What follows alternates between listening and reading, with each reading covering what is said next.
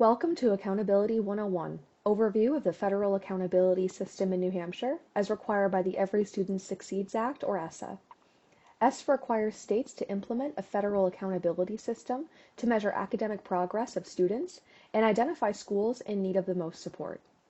This training will go over key components of the federal accountability system in New Hampshire, as well as available support and next steps for schools and districts. We'll first review the ESSA requirements pertinent to federal accountability, followed by statewide assessments required in New Hampshire and updates for fall 2025. We'll then discuss the specific components of the federal accountability system, exit criteria, and end with resources and support offered by NHED. Let's first review the ESSA requirements.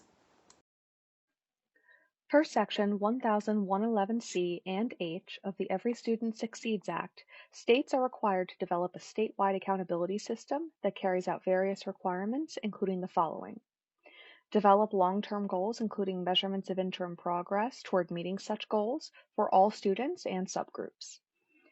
Measure certain indicators, including proficiency on annual assessments, growth for elementary and middle schools, graduation rate for high schools, progress towards English language proficiency, and school quality and student success. States must also identify schools such as CSI, ATSI, and TSI needing the most support. They must also publicly report accountability data through the state report card. Assessment is a critical part of the accountability system. Let's review the required statewide assessments. For ELA and math, students in grades 3 through 8 take the NHSAS, whereas students in their third year of high school take the SAT. For science, students in grades 5, 8, and their third year of high school must take the NHSAS Science. Students with the most significant cognitive disabilities take the DLM assessment. Students in grades 3 through 8 and their third year of high school will take the ELA and math assessment, and those in grades 5, 8, and their third year of high school will also take the science assessment. For English language proficiency, students in grades K through 12 will take the Access assessment. English learners with the most significant cognitive disabilities in grades K through 12 will take the alternate Access. Here are the critical updates for the fall 2025 accountability cycle. We'll now review the latest updates for accountability. First, we're pleased to announce that the spring 2025 assessment results are available on the NHED website. In fall 2025, NHED will only identify new TSI schools and exit any CSI and ATSI schools meeting the required criteria. There will be no identification of CSI or ATSI schools, as they are scheduled to be identified next in 2026. We will discuss more specific elements of the exit options later on in this presentation. The NHED Office of Accountability is committed to maintaining transparency of the system and holding the system itself accountable. As such, it completed a comprehensive evaluation of the federal accountability system. The final report is available on the NHED website. Looking ahead, in fall 2026, NHED will identify CSI and ATSI schools. Title I ATSI schools that were originally identified in 2018 and do not exit their status by fall 2026 will automatically be identified for CSI. Please follow the hyperlink listed here for a yearly breakdown of the federal accountability cycles. Let's go over the federal accountability system in New Hampshire. Here's an overview of how the federal accountability system under ESSA has been implemented in New Hampshire since 2018. In 2018, NHED implemented its federal accountability system under ESSA and identified 20 CSI and 75 ATSI schools. In 2019, 13 TSI schools were identified. In 2020, NHED received an assessment and accountability waiver due to the disruptions caused by the COVID-19 pandemic. In 2021, while summative assessments were administered in the spring, NHED received an accountability waiver due to the pandemic. It's important to note that in 2020 and 2021, school designations did not occur. In 2022, NHED fully resumed its federal accountability system with some modifications approved by USED in July. 23 CSI, 63 ATSI, and 9 TSI schools were identified.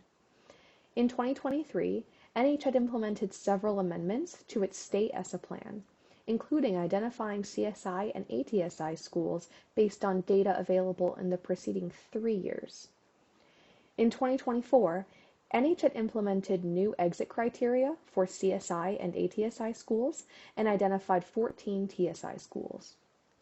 In 2025, NHED is expected to exit eligible CSI and ATSI schools while identifying new TSI schools.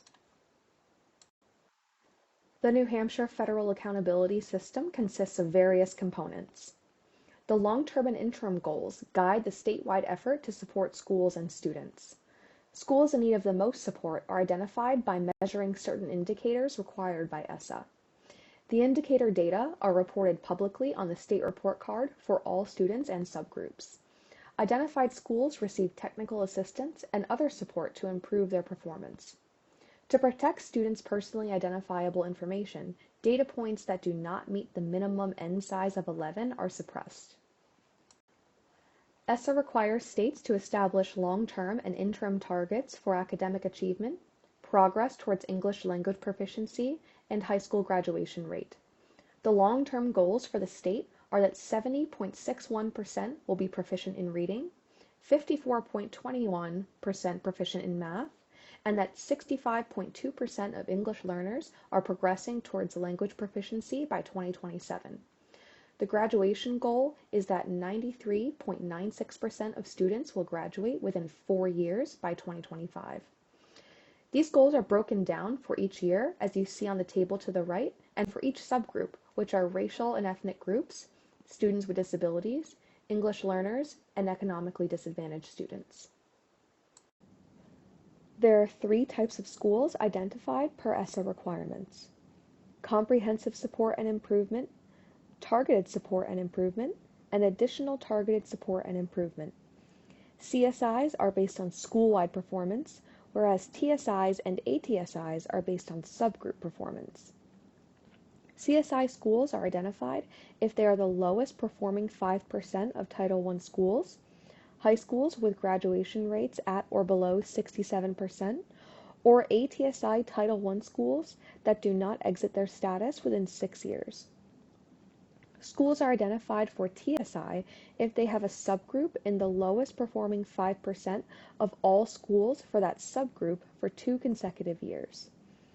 The subgroups include English learners, economically disadvantaged, racial and ethnic groups, and students with disabilities. Schools that are identified for ATSI have a subgroup that performed below the statewide cut scores for all available indicators. CSIs and ATSIs are identified every 3 years, whereas TSIs are identified annually.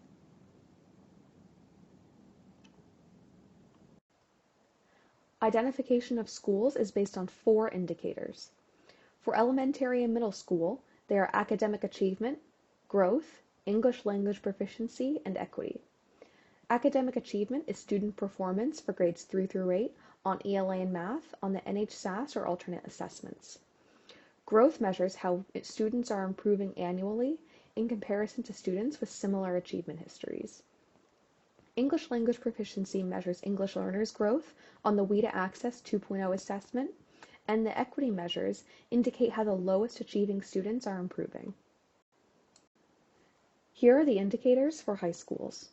Identification of high schools is also based on 4 indicators, which are the academic achievement, graduation rate, English language proficiency, and college and career readiness indicators. Academic achievement measures student performance for those in their 3rd year of high school on ELA and math on the SAT or alternate assessments. Graduation rate is the mean of a school's 4- and 5-year adjusted cohort graduation rate. The English language proficiency indicator is English learners' growth on the WIDA Access 2.0 assessment, and college and career readiness is the percentage of 12th graders meeting 2 or more CCR requirements. Examples include AP courses, ACT courses, and CTE programs.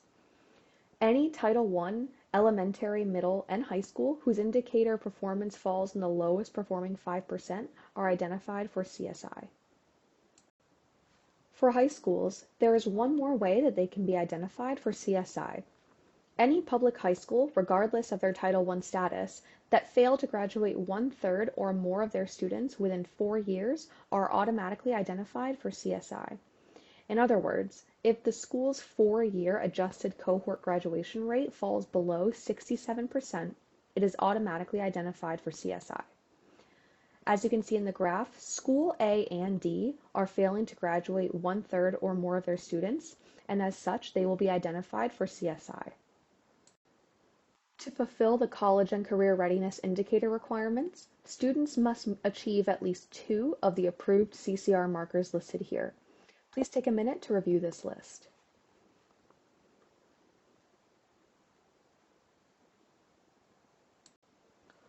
Once the indicator levels are calculated for each school, we use the decision matrix to determine a school's final step.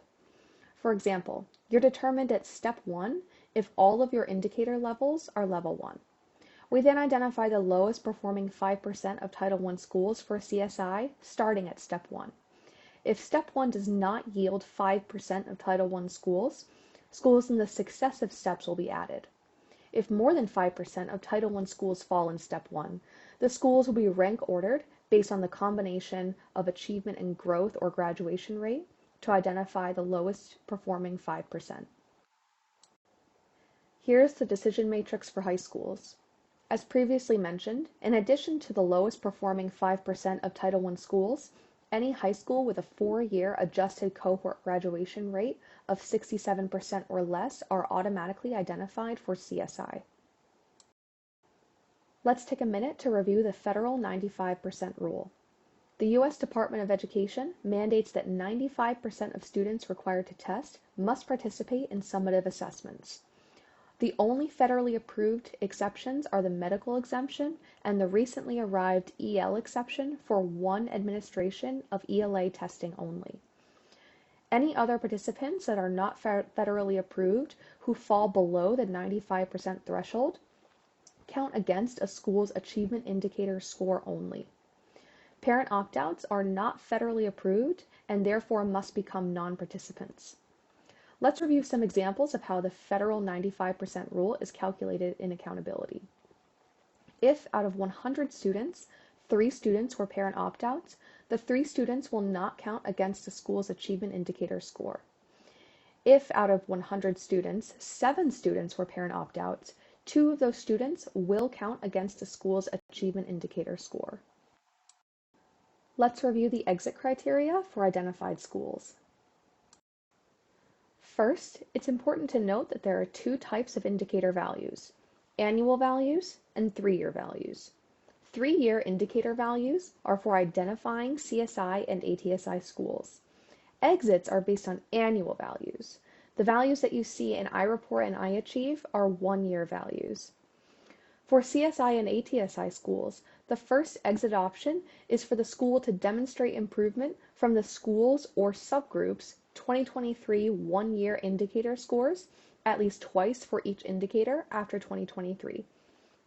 The second exit option is for the school to exceed the 2023 statewide cut scores for all indicators at least once after 2023. Schools have the ability to exit each year based on their data in accordance with the exit criteria listed here. Please note that CSI is evaluated at the school-wide level, whereas for ATSI, it is evaluated at the subgroup level. During CSI and ATSI identification years, a school must meet the exit criteria and not be on the newly generated list of CSI and ATSI schools to fully exit. The next identification year will be in 2026. Remember that there is no separate exit criteria for TSI schools, as a new list is generated each year. Please make a note of these 2023 statewide cut scores.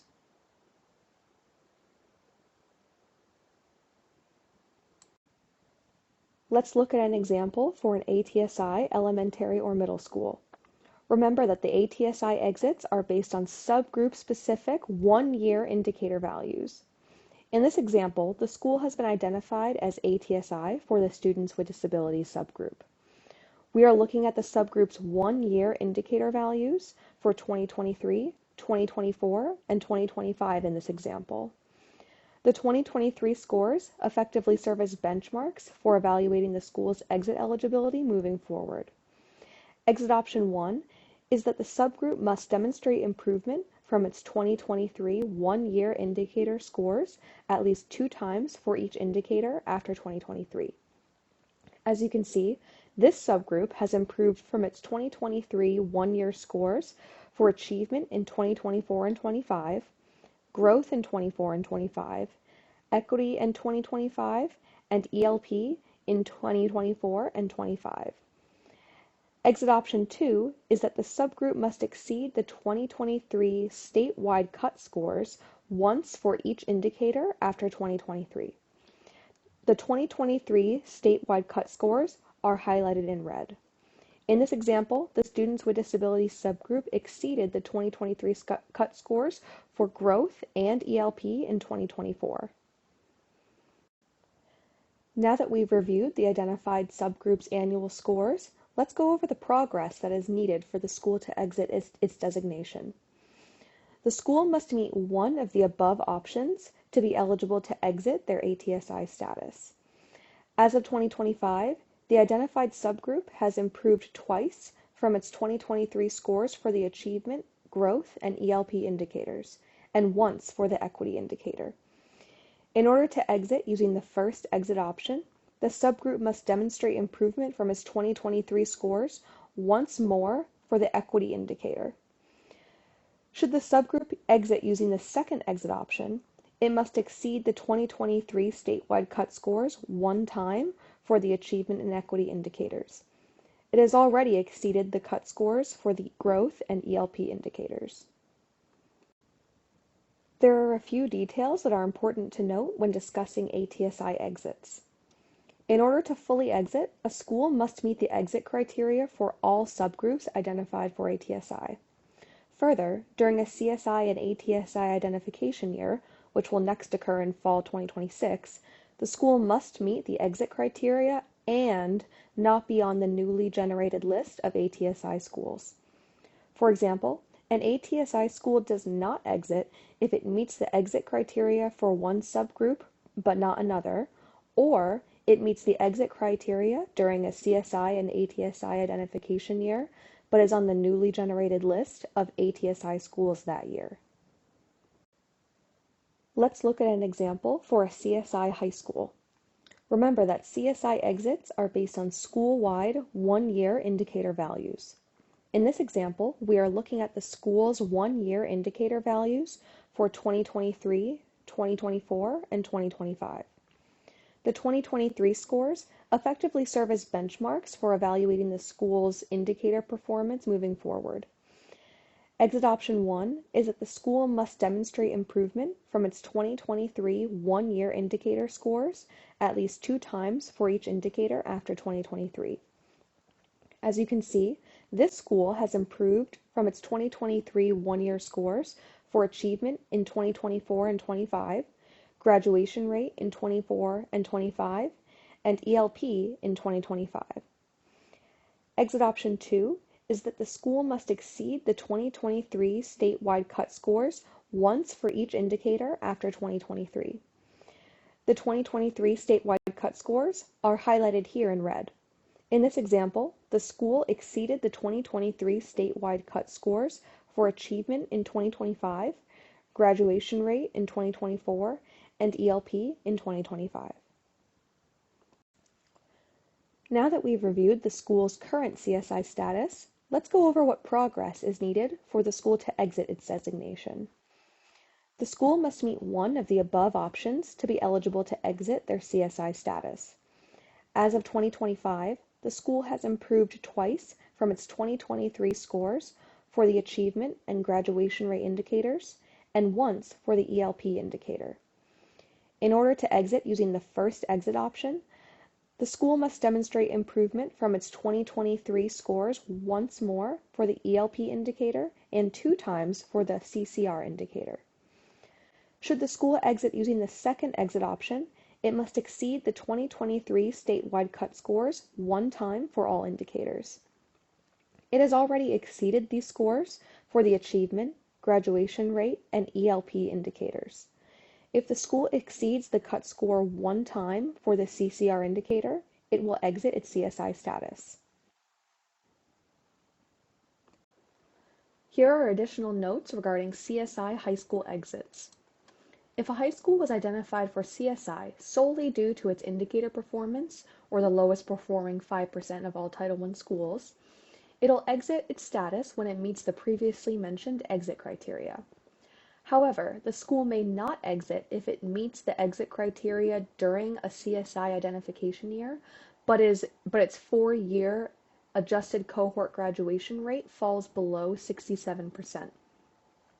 If a high school was identified for CSI solely due to its 4-year ACGR, it'll exit its status when it exceeds the 67% threshold. However, the school may not exit if its 4-year adjusted cohort graduation rate exceeds 67% during a CSI identification year, but is placed on a newly generated list of the lowest performing 5% of all Title I schools due to its indicator performance. If a high school was identified for CSI both due to its 4-year adjusted cohort graduation rate and indicator performance, it'll exit when it meets both exit criteria. A reminder to note that the 4-year adjusted cohort graduation rate is a 1-year value. We'll now review some resources and support provided by NHED. Here is a comprehensive list of some key resources NHED offers to better understand the accountability system. First, the Fall 2025 Accountability 101 training is available on the NHED website, which reviews the basics of the federal accountability system. We also offer a Canvas course on federal accountability for districts and schools. There is also a 1-minute accountability series, which is open to the public and features a collection of 1-minute videos on key accountability concepts such as indicators and the 95% rule. Please check out the fact sheets, websites, and official documents listed on this page as well. Thank you for attending this training. Please contact accountability@doe.nh.gov for additional questions.